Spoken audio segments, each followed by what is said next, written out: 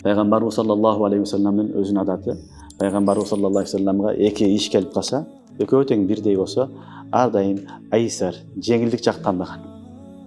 Екі амалдың ортасында пайғамбарымыз қалған учурларда қайсынысы жеңіл болса, ошоны таңдаған. Үмметке жеңіл болсын деп.